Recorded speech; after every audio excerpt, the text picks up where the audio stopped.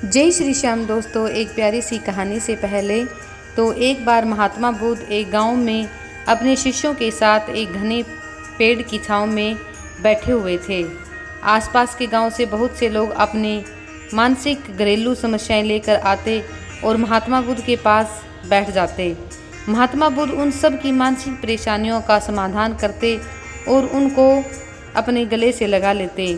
सब लोग बड़ी खुशी खुशी से अपनी समस्याओं का समाधान पाकर वहां से लौट रहे थे। तो वहीं से कुछ दूर बैठा लोगों को बुद्ध के पास आते जाते देख एक दुखी भिखारी अपने भाग्य को कोसता हुआ यही सोचने लगा कि अभी कुछ देर पहले तो ये लोग दुखी मन से मुंह लटकाए उन महात्मा के पास गए थे और अब इतना खुश होकर कैसे वापस लौट रहे हैं। आखिर माजरा क्या है, जरा मैं भी तो जाकर देखूं कि वो महात्मा ऐसा कौन सा खजाना बांट रहा है जो इन लोगों को खुशी के मोती बांट रहा है। जब वो दुखी भिखारी कुछ नज़दीक गया तो उसने देखा कि ये महात्मा तो लोगों को सिर्फ प्रवचन दे रहे हैं और कुछ भी नहीं दे रहे, यानी कि कोई धन दौलत या कोई उपहार या कुछ खाने की वस्तु कुछ भी नहीं दे रहे। फिर भी यह सभी लोग महात्मा के पास दुखी मन से आते हैं और खुश होकर जाते हैं। यह देखकर भिखारी को बड़ी खुशी हुई और वो भिखारी के मन में भी आया कि क्यों न मैं भी इस महात्मा को अपना दुख बताऊं। तो भिखारी पास में गए और उन्होंने महात्मा बुद्ध को सारी बात बताई और बोले कि हे महात्मा, मैं भी लोगों की मदद करना चाहता हूँ, लेकिन मैं तो खुद ही भिखारी हूँ, इसलिए मैं किसी की क्या मदद करूँगा। मुझे लोगों की मदद करने की बहुत इच्छा रहती है, लेकिन मैं कैसे मदद कर सकता हूँ। मैं बहुत गरीब हूँ, मेरे पास न तो पैसे हैं ना कोई ऐसी चीज़ है जिससे मैं किसी की मदद कर सकूँ। मैं कोशिश करने पर भी किसी की कभी मदद नहीं कर पाता। मुझे भगवान ने इतना गरीब बनाया है कि मैं किसी को कुछ नहीं दे पाता। हे महात्मा, मुझ पर कृपया करो। इतना बोलते ही भिखारी ज़ोर ज़ोर से रोने लगा। तो महात्मा बुद्ध बोले कि आप बहुत ही अज्ञानी हो, क्योंकि आप अभी तक इस भ्रम में जी रहे हो कि तुम्हारे पास कुछ भी नहीं है, जबकि दूसरों को कुछ देने के लिए तुम्हारे पास बहुत कुछ है। तुम बिना धन और वस्तु के भी दूसरों की मदद कर सकते हो। तुम्हारे पास जुबान है जिससे तुम मीठे शब्द बोल सकते हो, किसी के दुखी चेहरे पर मुस्कान ला सकते हो। इन शब्दों की ताकत से तुम किसी के भी टूटते हौसलों को फिर से मजबूत कर सकते हो।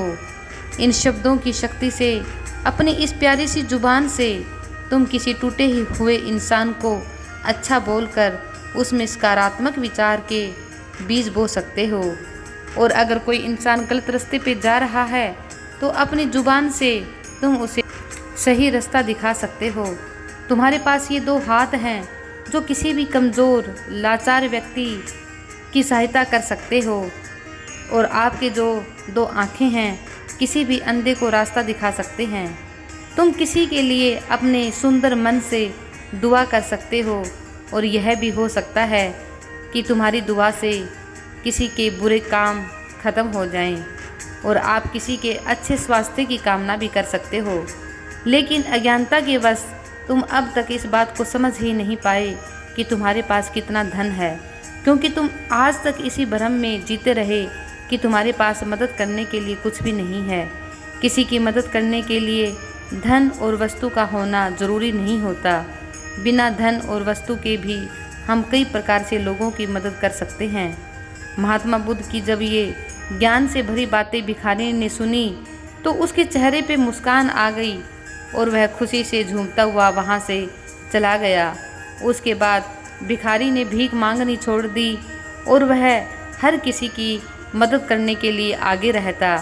वह अंधे को रास्ता दिखाने के लिए आगे रहता, किसी बुजुर्ग व्यक्ति या लाचार व्यक्ति की मदद करता तो लोग उसे उसके बदले में कुछ न कुछ दान दे ही देते।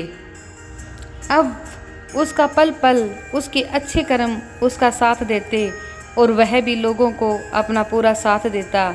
जो उसके पास दो हाथ थे, जो उसकी असली ताकत थी, और उसके अच्छे विचार जो कि वह हर लाचार व्यक्ति की मदद करता था। हर इंसान को वह मन से दुआ देता था और उसके बदले में उसे अपने आप ही कुछ न कुछ मिल जाता था। तो दोस्तों, इस संसार में कोई भी लाचार व्यक्ति नहीं है। लाचार वह व्यक्ति है जो कि अपने मन से लाचार होता है। अपने मन को मजबूत करो और इतना मजबूत करो कि हम मांगने के लिए नहीं बल्कि देने के लिए हमेशा खड़े रहें। अगर हम देंगे तो हमें वापस अपने आप ही मिल जाता है और मांगने की इच्छा हमें कभी रखनी भी नहीं चाहिए, क्योंकि उस परमपिता परमात्मा ने हमें बहुत बड़ी दौलत दी है। हमारा पवित्र मन और हमारा शरीर, जिसमें हमारे 2 पैर, 2 हाथ, 2 आँखें, 2 कान, सब कुछ दिए हैं, जिससे कि हम किसी की भी मदद कर सकते हैं।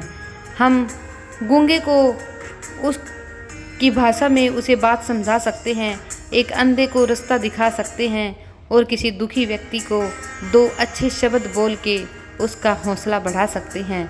तो दोस्तों, अपने आप को कभी भी गरीब नहीं समझना चाहिए।